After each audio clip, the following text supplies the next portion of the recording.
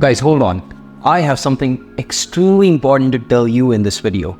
If you are someone who is either applying for a US visa and is scared they might be rejected, or you're someone whose visa has already been rejected, in both the cases, this video is important because I'm going to be sharing with you exactly how we've been able to approve previously rejected cases in the US visa essentially assembly, wherein people actually had families in the US. We have also approved cases where there were already 2 to 3 rejections before the candidate came to us. And we have approved cases of applicants where the applicant was just not confident enough to actually answer the questions. They were very nervous. They had previous police cases ongoing. They had all kinds of stuff ongoing.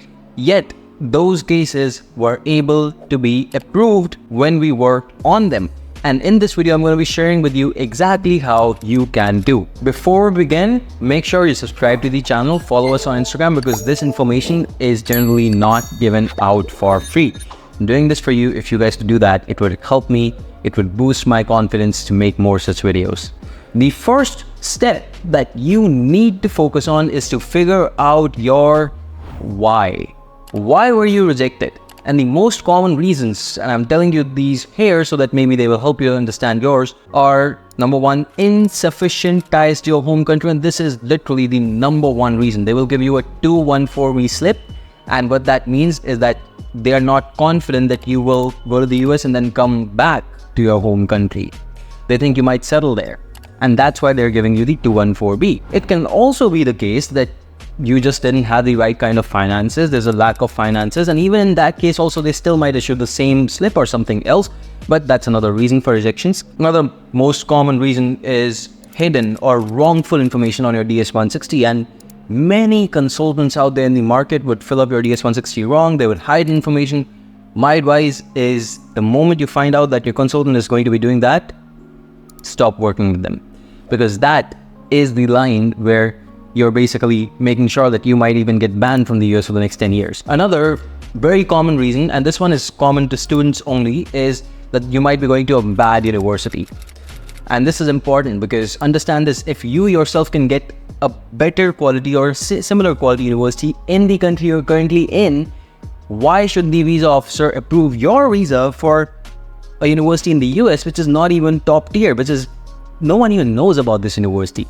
So that's a big red flag, because again, they will give you a 214B in this case because they will think, hey, you might actually go ahead and settle down in the US. I hope you understand what I'm saying, because think of the mind essentially of someone who's going to be settling down in the US. They don't really care about getting into a good university. They don't really care about paying a high admission fee. They'll go for the cheapest, easiest option. And that's what you look like you're doing, even though you may not be doing that. And another very common reason, and this is common to all the visa types, is lack of preparation for the interview. People take the interview extremely lightly many times. It is not to be taken lightly. It can literally be the showstopper. It's the last stage, last line of defense. You need to cross it, and hence don't take it lightly. Prepare for it. Let's move on to step 2, which is address the why. Now, here it comes essentially. You're going to be interviewing again.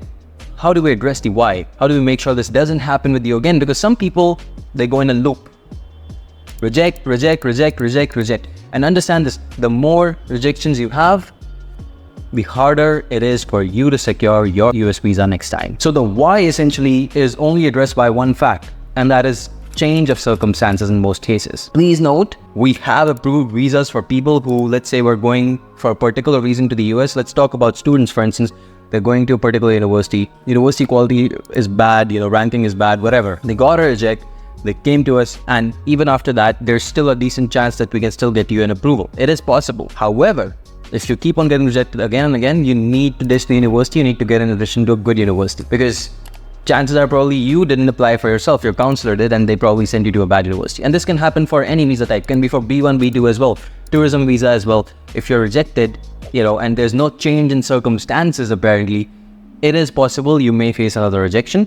Although there is still a slim chance you might end up with an acceptance, with an approval, if you are prepared properly. And that's where my point 3 comes in. Step 3, prepare for the interview. Don't waste time just thinking that, hey, I've given hundreds of interviews in my life.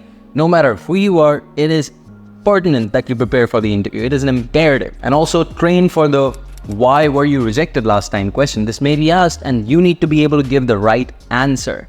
Remember, the most common questions that are asked, I've covered them in a single video each, and you can check them out on my channel where you'll see exactly how to answer these questions. I've given you tips, tricks, what to do, what not to do, everything, every single literally scripted answers I prepared for you. You can check them out for free. I don't care, but prepare for this interview. It is important. I've even shown you some live interviews for you guys, samples where an interview is good or bad. Accordingly, you can decide after looking at the interview. There's feedback as well. Remember, there are no limits to you applying, but the more you apply, the lower your chances of getting the visa if you keep on getting rejected. So please don't take it lightly. Set up mock interviews with visa experts. If you have already people who are in the US and they believe they can help you, you can maybe prepare with them. Otherwise, I highly recommend that you set mock interviews up with people who have seen this happen and are in the marketplace, down on the ground, in the dirt. Essentially, they're putting their hands in it. They're actually working daily, every day essentially on cases. And if you would like something like that, we have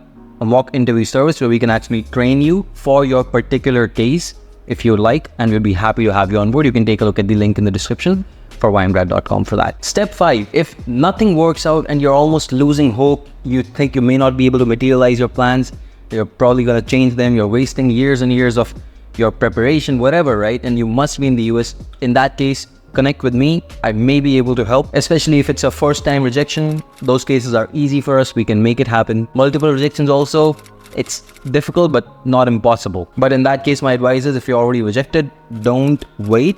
Get expert help, because the more you get rejected, the difficult it is. And in such a case, you can WhatsApp me. I'll be there to support you wherever possible. You can also take a look at the visa application hub where we guarantee the approval and we train you in a way that basically you will be able to get it. All right. Again, there's a lot more where this came from.